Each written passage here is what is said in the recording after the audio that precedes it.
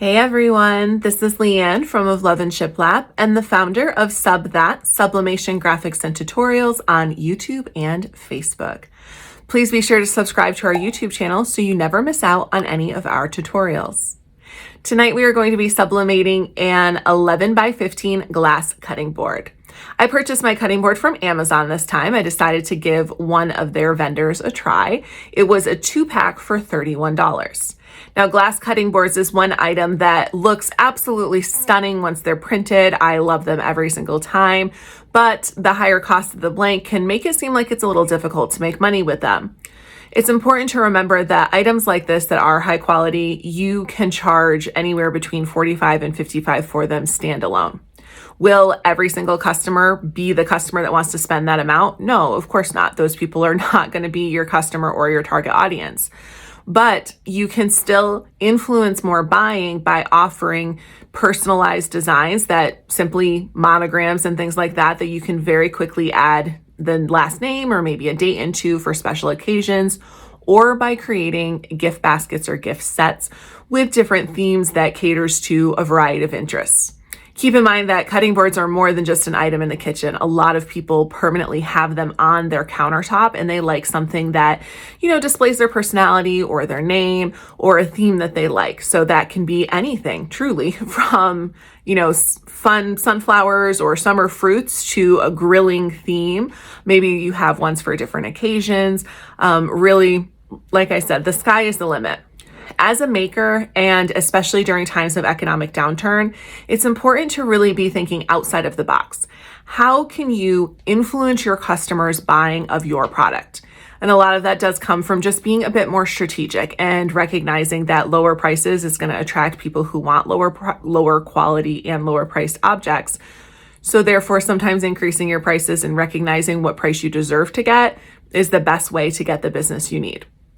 So we're going to start by, of course, measuring our cutting board. And I'm going to show you how I'm going to set it up because I'm actually using a 8 by 10 design.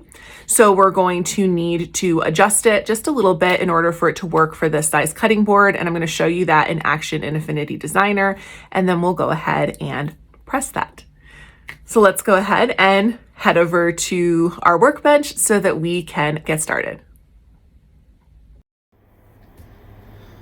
We always want to start by getting our measurements, especially because a lot of times the measurements that it says are not exact. So this is an 11 by 15 cutting board according to the product description,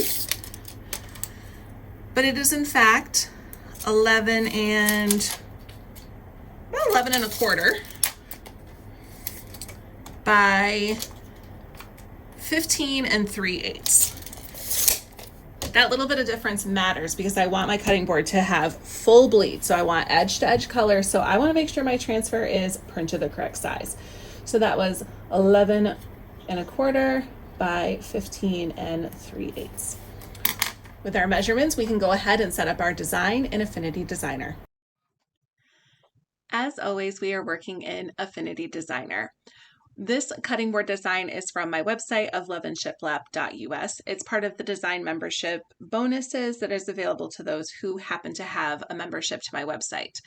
This design is set up for an 8 by 10 cutting board, as that's usually the size that people are printing. Because I'm doing this one for a baby shower giveaway gift, I wanted to do something a little bit bigger just so it was a little nicer, had a little bit more value. We're going to need to clip this design accordingly without skewing it to get the best results from our print. We will start by opening up a new document that is the size of the page we plan to print on. So we're going to go to File and then New. I plan on printing on a 13 by 19 page because the cutting board is 11 by 15 with some change. So a 11 by 17 would be too small. So I'm just going to select this 13 by 19 document preset that I have right there. Next, we want to select our rectangle tool, and I'm going to click and drag just to create a rectangle. We will then come down to our transform panel and adjust the size of this to the size of our cutting board with 1/4 of an inch added just as a buffer. So I'll start by coming to the width and I'm going to enter in 15.375. That's 15 3/8 plus 0.25.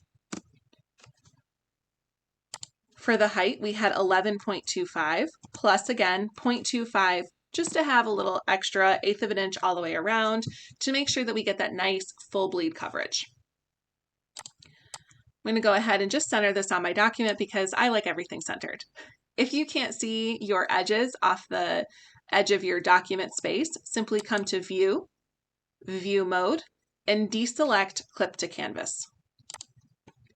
Next, I want to import my graphic by selecting the Place Image tool. You can also do this by going to File and Place. I'm going to select my design here. Oops, that's the mock-up. Here's the design. And click Open. I'm going to click and drag to resize it, and I want to make sure that I have snapped it to either edge. So you want to make sure that you have this magnet icon selected, and you'll see that you have the green line on either edge of your design. That lets you know that you are the same width as your rectangle. It might be a little hard to tell in the video, but it is there. The green line down the middle is just the middle of our canvas. Next, we're going to clip it inside of our rectangle. So you're going to click and drag, hold down your cursor on the design layer and drag it into the shape so that your cursor is touching the name of that layer. That's going to clip it in, one-step clipping, super easy. Now we want to open up that group, and from here we want to select our design layer and adjust it however we need. What you don't want to do is skew your design like this. I see a lot of people who do that. That's not how we do things. When you have to set something for a different size substrate than it's made for, you just want to create a shape that is the size of your new substrate and then clip it. There's usually space that can be cropped out. In this case, this wood at the top, not a big deal if we crop some of it out. I want to keep as much of the flowers though as possible, so I'm going to simply drag my design up so that I'm right at the edge of the bottom of that rectangle shape that we made. And this will be what my printed design comes out to be on the cutting board. I want to select the whole group. Make sure that you have that top layer selected, not your design. And I want to rotate it to fit my page. So go ahead and rotate clockwise. Next, I'm just going to make sure it's centered by clicking and dragging it with my cursor until I see the red and green axis lines lit up. Again, those are activated by having the magnet icon selected. Now it's time to print. We go to File and then Print. I want to choose my printer from the drop-down. Mine is the Workforce 7710. And I want to click on Properties and set my necessary settings for printing. Now for me, I use Printer Jack ink with my printer. Your printer might have different settings. Don't worry about my settings, worry about your settings. What you know works. I'm going to be checking this one for gray adjust because this background has gray to it, and sometimes I get like a weird cast and I don't want that, so I'm going to select that. Then the one important thing though, you want to make sure you deselect mirror image. When you are printing on a glass cutting board or clock or anything like that, where the coating is on the bottom and it's shining up through, the design is going to like shine through the top and you can see it from the glass side, you want to make sure do not mirror. So we want to deselect that and then click OK and OK again, and we're ready to send it to print.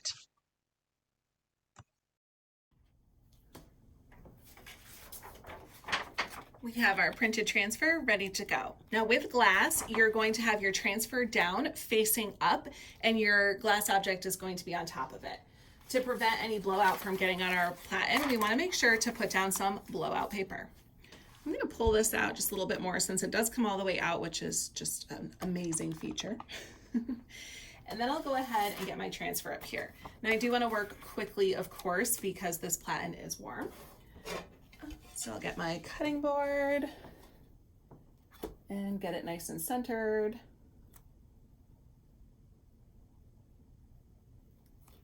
Okay, and always just triple check.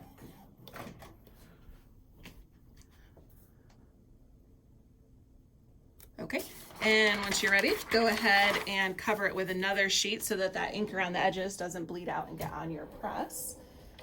slide it in and close it on down. This is going to run for 5 minutes. We've got 5 minutes at medium firm pressure, so a 6 or a 7, and we are doing this at 400 degrees. Now you will notice, of course, that the temperature drops because the glass is absorbing that up. That's completely normal.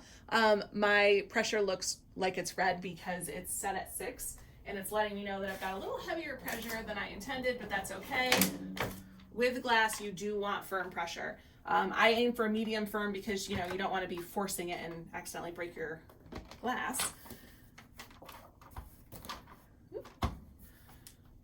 So while that is waiting, I'm going to go ahead and set up my silicone mats, which I just got these at Walmart, and I find them really great for glass and tumblers that I need to let cool for longer periods of time. So I just go right ahead and set those out, and those will be ready when our cutting board is done. Now, I did mention it before that cutting boards are ideal to sell as part of gift sets. And you can do a lot of different creative things with these. I think since charcuterie boards are so popular right now, I would probably choose a cute little knife set that I could order in bulk off of a restaurant supply website, or even a place like Alibaba or DHgate, and look for just a nice little set of like 4 or 5 cheese knives and pair those with your cutting board. You could also choose to find a budget-friendly ceramic knife and include that, or you could create it as part of a gift basket that has like cheeses and artisan meats or barbecue tools and sauces, things of that nature. The idea is to create a unique gift set that meets the needs of your customer. So if your customer is the kind of customer that is doing grilling or cooking or purchasing gifts for someone who does grilling, then gear a gift basket towards that. Choose a more masculine design. Incorporate local barbecue sauces and seasoning blends and things of that nature. Keep in mind that truly the sky is the limit here for you. Cutting boards are an expensive blank. It's a little hard to get, $35, $40 for them as they are, even with personalization, simply because, people are unfortunately very used to mass produced stuff, and sometimes they're not willing to pay the price. So a cutting board is the kind of object that, because it's a bit more expensive, because this single blank was like $16 and the resale point is probably around $40, that is good. But if I make it as part of a gift set, I could easily charge $75, and I might only add $10 or so worth of stuff to a gift set. Really think outside of the box for these types of items that are a little bit more difficult in terms of getting people to impulse buy them. That deterrent is really just because sometimes people look at an item like this and they say, I can get a cutting board at the store. Even if it's personalized, they might feel that way. You can always offer the single item and the gift basket item. Gift baskets is just an easy way to drive up your prices and give your customers something way better than they can get in the store. So some ideas that come to mind are, like I said, doing a set with cheese board knives, doing a set with artisan cheeses, doing a set with grilling themed stuff. You could even just choose like a kitchen lover set with some kitchen utensils and maybe a printed pot holder. Remember that the goal is not for you to print a whole bunch of items together, because then you're just increasing your work. You want to add stuff that's ready-made, that's ready to go, that you just have to package it up and make it look cute, and your customer says, yeah, that would be perfect for my dad, my mom, my cousin, graduation, weddings, whatever it is. So like I said, just think outside the box. Cutting boards are a really great item to sell. It's just a matter of making them most appealing to your customer, and we do that by just giving them more value. Now this is almost ready, and it's going to be very hot. So I'm going to get my gloves on.